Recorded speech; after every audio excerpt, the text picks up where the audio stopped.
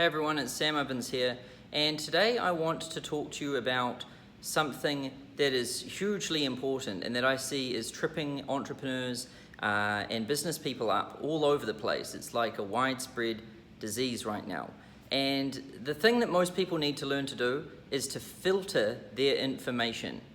They need to have something in their brain that sieves through all of the things people tell them and all of the things that they read and all of the things that they see to figure out what is basically true and what is not true, and the things that are believed to be true, they need to be tested and fact-checked and put through vigorous scientific method, like actual practices to fact-check them and validate them and make sure they are true before adding them to your memory bank and actually, basing your life decisions and your business decisions and your own personal philosophy off them.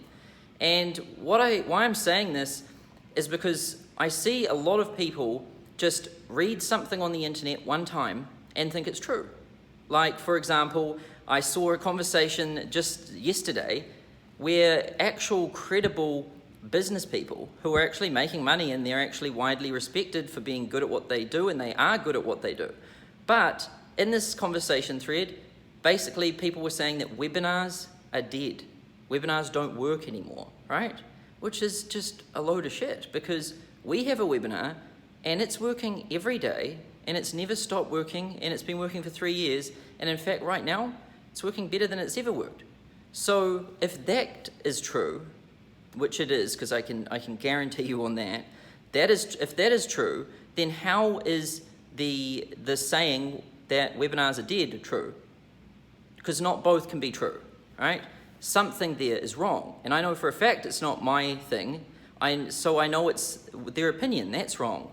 And this is dangerous because people read these things on the internet and then they think, oh, well, this guy said it and he's credible and he knows what he's talking about, and he said webinars are dead and they don't work anymore, therefore webinars are dead and they don't work anymore, so I shouldn't ever do a webinar and I shouldn't even think about doing a webinar.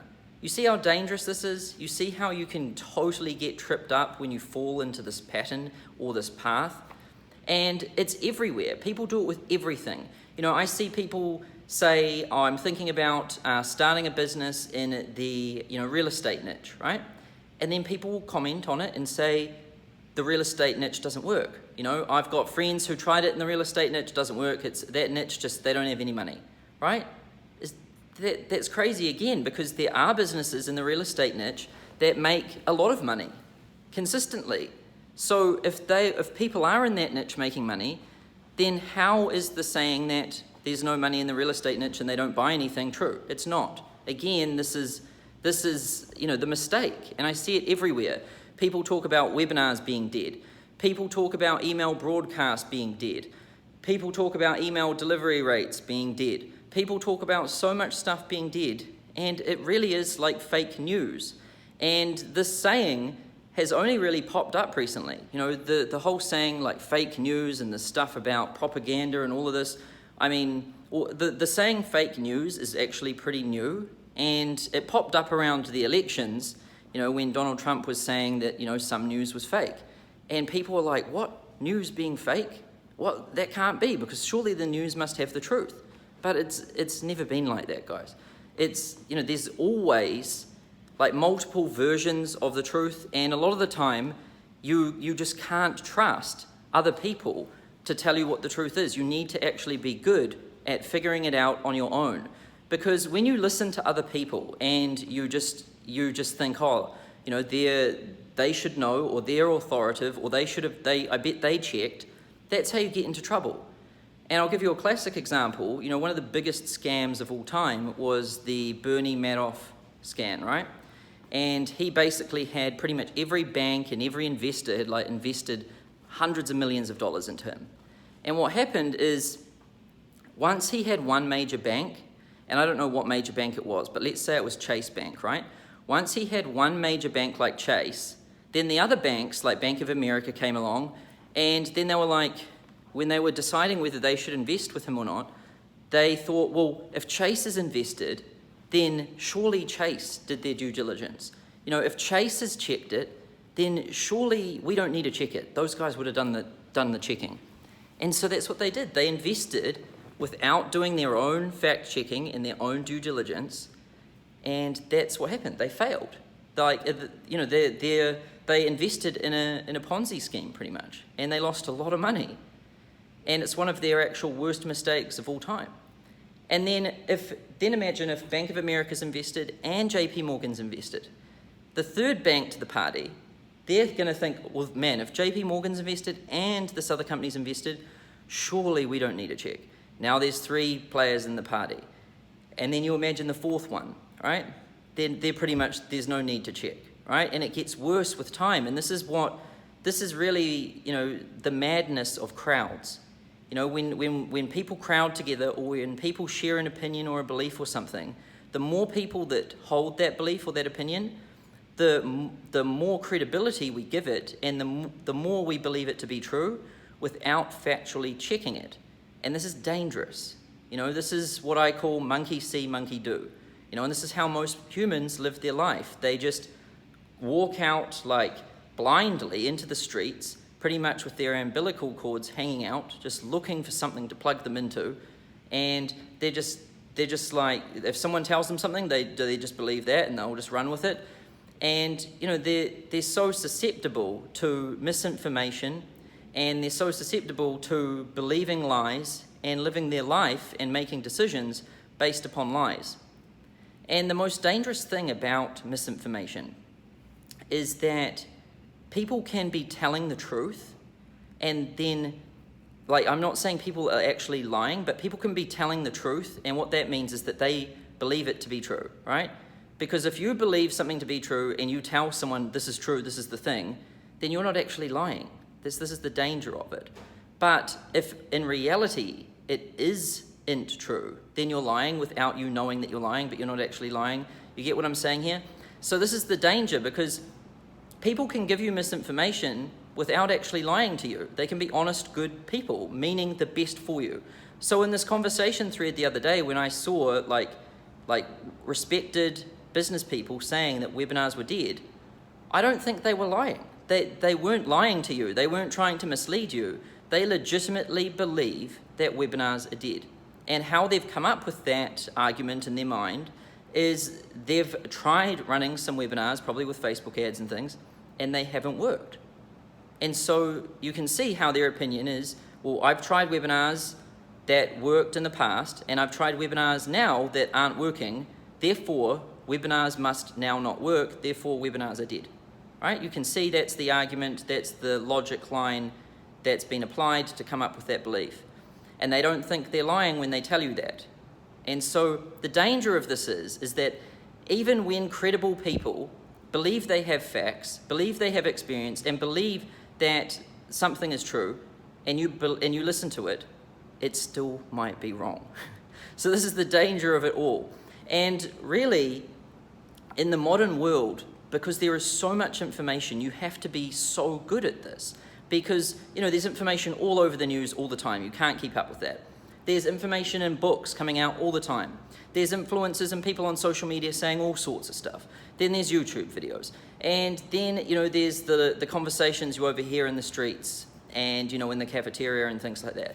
And then there's what you find on Google when you go digging. And then there's Reddit, and there's so many places to get information from that it's become pretty much impossible to actually know what the hell the truth is and what the hell is going on.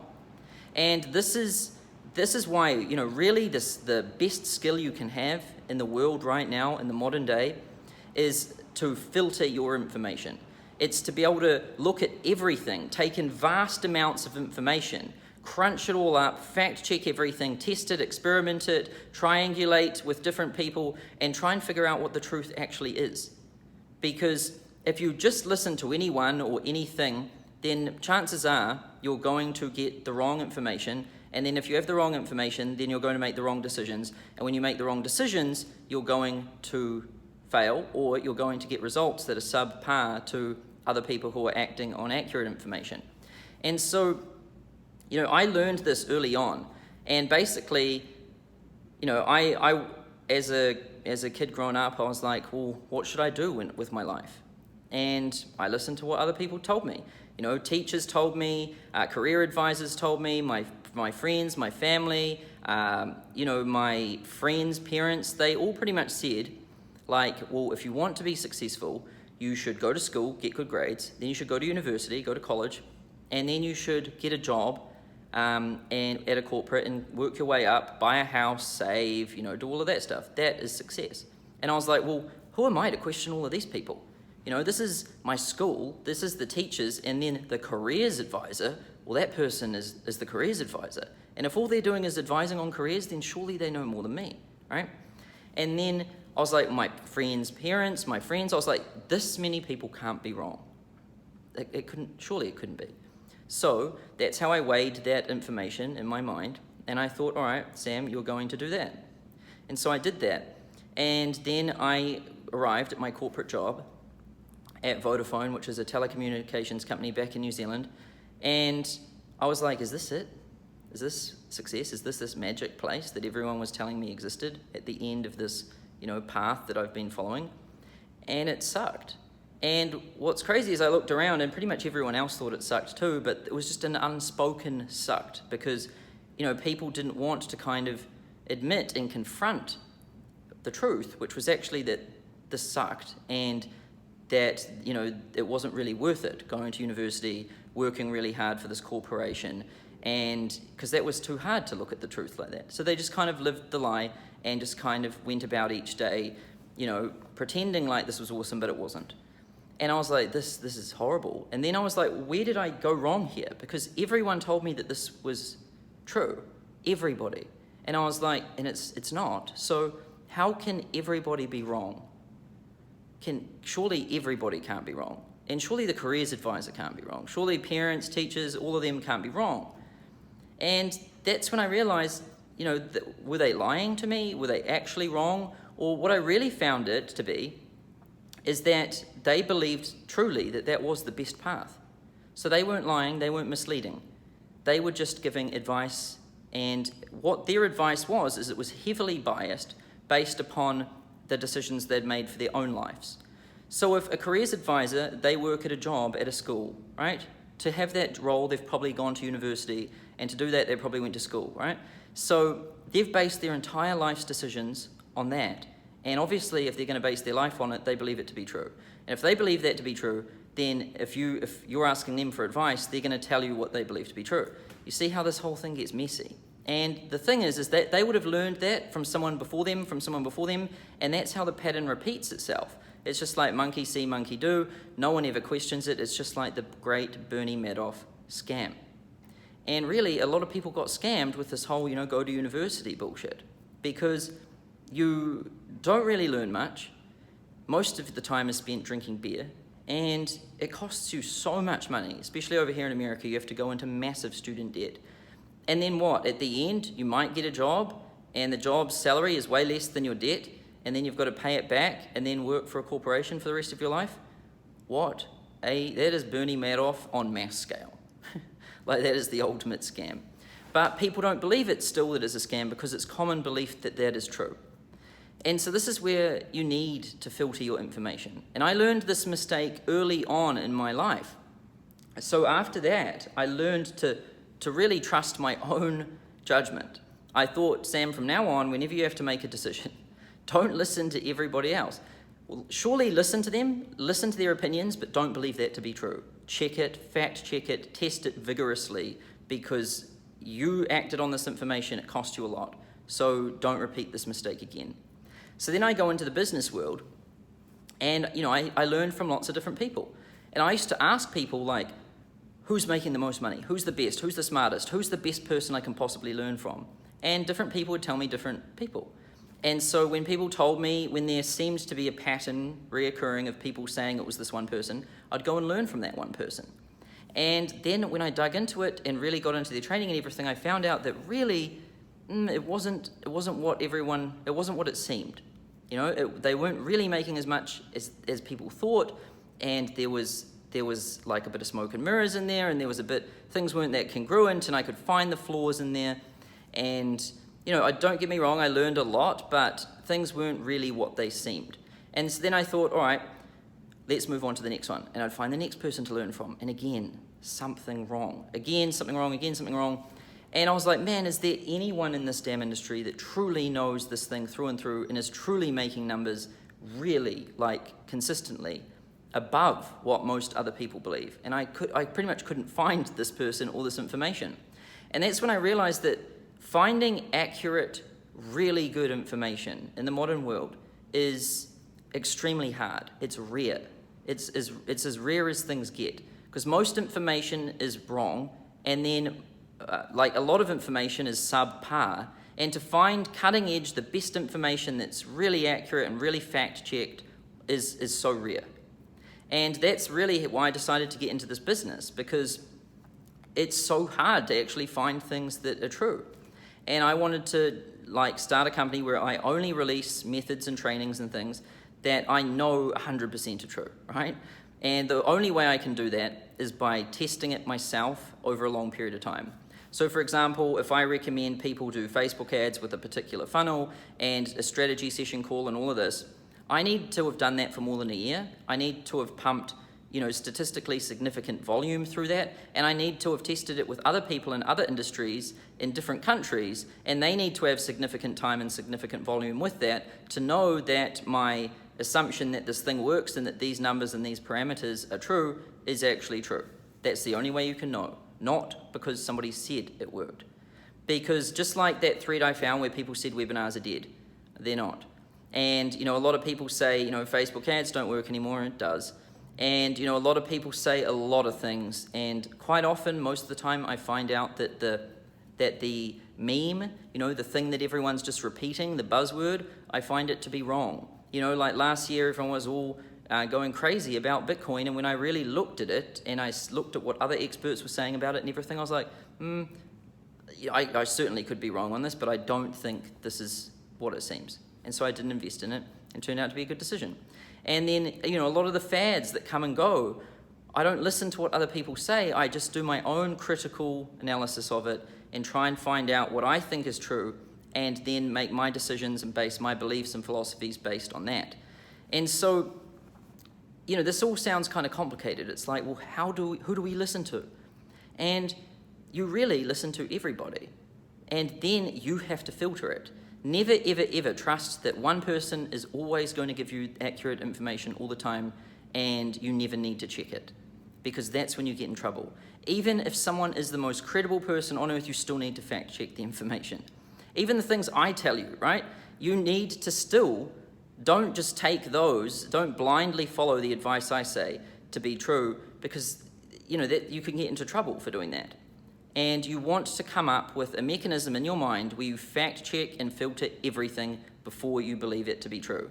And to really help you out with this, I've got this method in the system, which most people think is very weird, that I use to do it. And what it is I assume that everybody is lying and everybody is wrong until proven truthful. That's it. So it's the opposite. Most people believe everyone is telling the truth until proven lying. But me, I assume everyone is lying until proven right. And so with this belief and with this philosophy turned upside down in my brain, it's easier to make decisions and judgments, and it's easier to know what to do, because I don't listen to anyone until I see numbers, facts, science, until I absolutely see it. And only when I see it will I make a decision. And I'll give you some examples of how people get railroaded, right? So with the latest webinar that I've got running right now, I know the numbers and I know how everything works. But a lot of actually respected people will come to me and give me some advice. They'll say, dude, you should change that, and if you change that, it'll work way better. Or have you seen what so-and-so is doing over here? You should do something like that. Or, you need to try this, or you need to try that, right? I'll give you an example. One of them is like Facebook video ads. Everyone's been telling me, Sam, you need to go do video ads. Video ads is where it's at. Video. It's crazy. And so I'm like, all right, well, I'm not going to believe that video ads are the best. I'm going to test. And so we do. But what we find, and this is over like millions in ad spend, millions and millions and millions, over long periods of time, over hundreds of millions of impressions, over millions of clicks, right? So a lot of data. We have found that image ads outperform video ads, and that is what happens with us. Now, I'm not saying the same results will be true for everybody, but if I listened to like this credible person over here and thought that to be true, and then based all of my advertising decisions based on that opinion of this credible person, then we wouldn't be doing as well as we are. So it's true that video ads might work better for some particular person in some particular niche and some particular offer, but everything is different for everyone, and you can't listen to one opinion and think it's right. You need to check it, you need to test it. So that when I hear people tell me different things, I believe it's all wrong, but I'm not like ignorant, right? You don't want to just think everyone's wrong, tell everyone they're wrong, and never ever ever listen, because then you could truly make a mistake because they might be right. You get it? So I never tell anyone they're wrong, because that's rude. That'd be a dick move to do that. I listen to them and I'm like, cool, well, thanks for that information, I'll check it out. And then if I think that we should check it out, we'll check it out and we'll test it. And we'll give it an actual thorough good go. And if it doesn't work for us, then we'll just let go of it. And we test everything, and we never trust opinions, even if they come from authority. Authority is, if you look at the history of the world, authority has been used more for manipulation and control of people than it has been for any form of good, right? Authority is a warning sign. The certified expert in something, run. Like, not all of the time, but the certified expert, someone, like, imagine this. Imagine if you go to, let's say you're overweight, you're fat, and you want to lose weight. And so you find a certified expert with an Amazon best-selling book on how to lose weight, right? Let's say they've got a New York Times bestseller, and they've been on Oprah, and they're a certified expert in losing weight from like Oxford University or something, right? Then you go and see them, and they're fat. And if they're fat and then you're pretty much going to be like, something isn't right here. How can this be going on? Because this person's a certified expert, they've been on Oprah, they've got a best-selling book. How can this person know? And this is the danger of certified experts. Often experts use their certification or something as a manipulation tool, when in reality they don't even know what to do. And I'm not saying this is true for everyone with a certification. I'm saying that you still, if someone's certified, you need to fact check them. You need to make sure that they actually know what they're talking about, because otherwise you can get taken for a ride, just like people did with the Bernie Madoff scandal. All right? Now, let's talk about some actionable things that you can use right now to, make some changes in your belief system and in your life and everything. Now, the first thing you need to do is sit down, take some time, and list, your major beliefs. The major things that you believe that are really the bedrock of the decisions that you've made in your life. Because, and this won't be hard to figure out, because what you're doing in your life right now, what you do for a job, how you spend your time, what you eat, what you do with everything. Your behavior is, the behavior is the output of a belief, right? So if you want to know what someone's beliefs are, look at their behavior. Average behavior over time is a signal of what someone's belief is. And the cool thing is that behavior will show you what your beliefs are, even if you don't know that they're your beliefs. Because behavior is, if we behave in a way, but we think, oh, but my belief isn't that, well, we know that subconsciously we have a belief that is different than what we consciously believe. Let's say, you really want to lose weight, but you're not losing weight, and you're eating bad food, but you don't want to eat bad food. Well, you might know and believe that, you want to look after yourself and lose weight and all of that, but your behavior is a signal that subconsciously you believe something different. And this happens a lot. And that's why I never trust what people say. I always look at what people do. And I never look at one-off instances of behavior. I look at average behavior over time, and that is what I look at. And that's another way, that's another tactic to really find out what the truth is and make clear-headed decisions. Because anyone can say anything, right? And most of the time when people talk, it's a load of rubbish. And, even when they believe it to be true and they've got conviction, well, it can still be wrong all the time. So if someone says, I'm really good at this and I know how to do this, great. Well, let's fact check them. Are they doing it for themselves? I'll give you an awesome example. Financial advisors. As soon as I started making money, everyone started telling me, dude, you need to go to a financial advisor. Financial advisor, financial advisor, financial advisor. It's like nutty. Just everyone was shouting it at me. So I was like, all right, well, these financial advisors must be really good. If everyone knows about them, mistake made again. Anyway, I went to see them and I talked to them, and then I found out that these financial advisors were basically salesmen. They weren't good at financial advice, and I could tell because they didn't have good financials themselves. They didn't have good savings. They weren't, planning for retirement and making wise investments. They were poor, living paycheck to paycheck and making bad decisions. So I don't care if someone's a certified financial advisor. I don't care if everyone says financial advisors is who you should listen to. Because if financial advisors don't have good financial advice for themselves, then they're going to have poor financial advice for other people, right? So always look at what someone does. Behavior over time. That is what you should look at. Don't look at, don't listen to what somebody tells you. If someone says if somebody says I'm really hungry, I'm really driven, I'm detail oriented, and I'm really driven person, but you look at their car and it's filthy, and you look at their car and it needs maintenance on it, and then you look at their desktop and it's messy, and you look at their computer screen and it's dirty, and you look on their computer desktop and it's got tons of folders all over the place, well, that behavior doesn't align with what that person is saying. And most likely in those circumstances, if you dig deeper, their mind will be like that, their financials will be like that, their business operations will be like that, everything is like that. You just need to find one little tail, one little sign, and then you start pulling on it and yanking on it, and then the whole thing unravels and you see this big ugly monster appear, right? That's what happens with most people. And you need to get good at spotting these tails. Like when there's an inconsistency in something, anywhere, spot it. You've got to develop hyper-awareness to seeing these things. Just really listen to people, but don't really listen to what they're saying. And don't believe it to be true, because you're going to go and fact check it afterwards before you memory bank it as a fact. And then look at their behavior.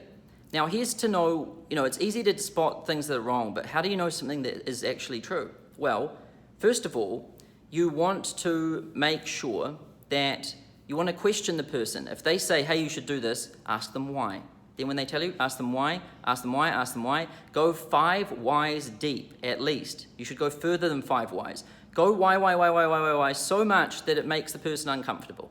All right? You need to get into the forensic detail of this stuff if you want to, understand something.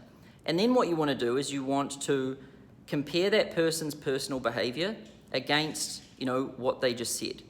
So if the person is acting in a way that isn't in alignment with what they told you to do, then it's probably wrong. I'll give you a perfect example. Most people who pick financial, most people who give stock tips, like, oh, you should buy this stock, oh, you should invest in this. Most of the people that give you the picks, they're not invested in it themselves. And think about it for a second. If this really was such a good stock pick, if you really believe so deeply that this is good advice, then why the fuck have you not invested in it? Why? Again, it's because they're just speaking like rubbish, right? But what if the person's all in on that stock pick?